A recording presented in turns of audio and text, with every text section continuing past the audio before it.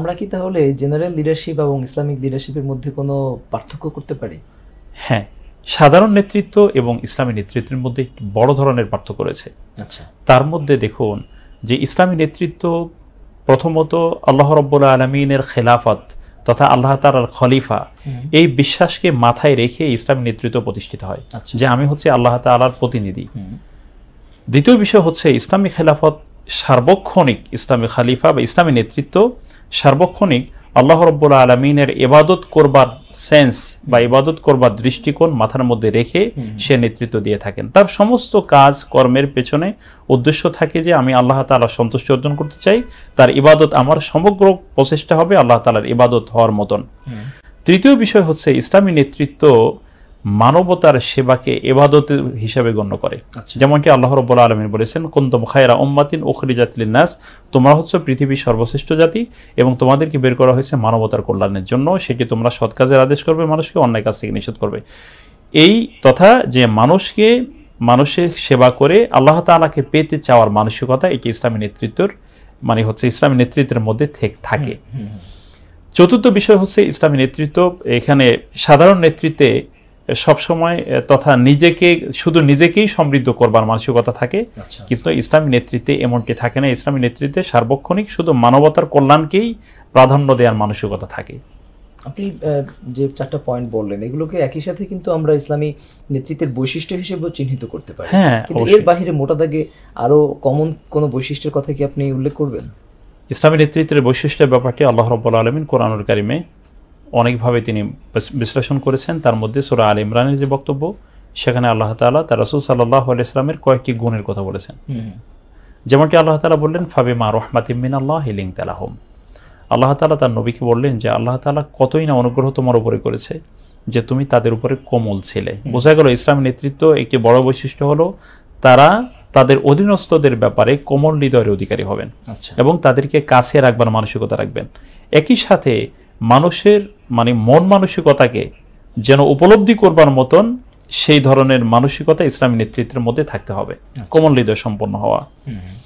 এবং আল্লাহ তাআলা আরেকটি স্থানে তার নবীকে বলেছেন, ওয়াখফিদ জানাহাকা লিমান ইত্তাবাআকা মিনাল মুমিনিন, যে হে নবী তোমাকে যারা অনুসরণ করছে মুমিনদের মধ্যে তাদের জন্য তুমি তোমার রহমতের ডানাকে বিছিয়ে দাও। সুবহানাল্লাহ।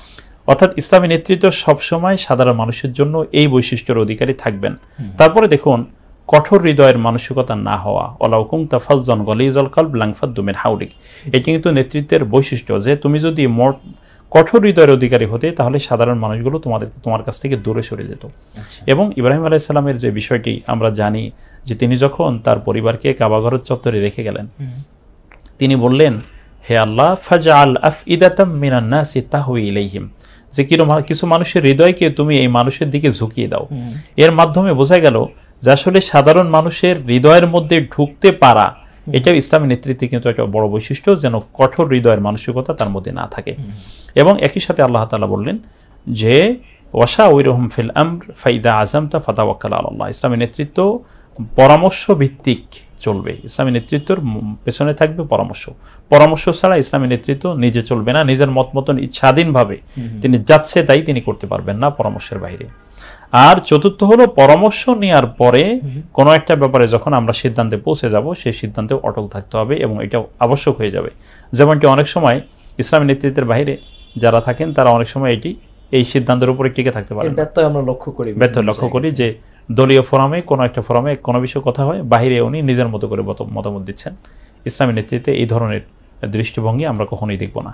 এই পয়েন্টগুলোর বাইরে মানুষের মৌলিক যে মানবীয় গুণাবলীগুলো রয়েছে সেগুলো তো আসলে পরিপূর্ণ মাত্রা ইসলামী নেতৃত্বের মধ্যে থাকা চাই, অবশ্যই থাকতে হবে। এই যে ইসলামী নেতৃত্ব সেটা তো মানবিক মূল্যায়ন বা মানবিক গুণাবলীর বাইরে গিয়ে নয়।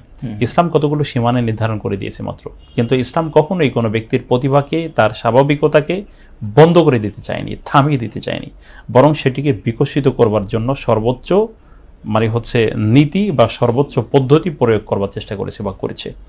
সেই জন্য মানুষের মৌলিক যেগুলো গুণাবলী আছে, ধৈর্য, সহনশীলতা, বিচক্ষণতা এবং অ্যানালাইজিং ক্যাপাসিটি, মানুষকে অ্যানালাইজ করবার মতো মানসিকতা, একই সাথে মানুষের যাচাই বাছাই করা, কোনো একটা সিদ্ধান্ত নিয়ে সেটার উপর দৃঢ় থাকা এবং অনড় মনোবল হওয়া এবং বিচার বিশ্লেষণ করবার মতন দক্ষতা তার ভিতরে থাকে, সবগুলো ইসলামী নেতৃত্বের মধ্যে থাকতে হবে। এবং সেটি ব্যাপকভাবেই থাকতে হবে। কারণ হচ্ছে আমরা মূলত এর মাধ্যমে একটি বড় পরিবর্তন চাই, অর্থাৎ নেতৃত্বের কিন্তু একটা বড় তার ভিতরে টার্গেট থাকবে যে আমি চেঞ্জ চাই, আমি পরিবর্তন করতে চাই। ইএফটি ফার্স্টের সাথে ট্রেড করুন যে কোনো জায়গা থেকে, ক্যাম্পাসে ক্লাসের ফাঁকে, ঢাকার জ্যামে বসে কিংবা ঘরে বসে। ট্রেডিং এখন হাতের মুঠোয়, তাই ট্রেড করুন যখন খুশি যেখানে খুশি।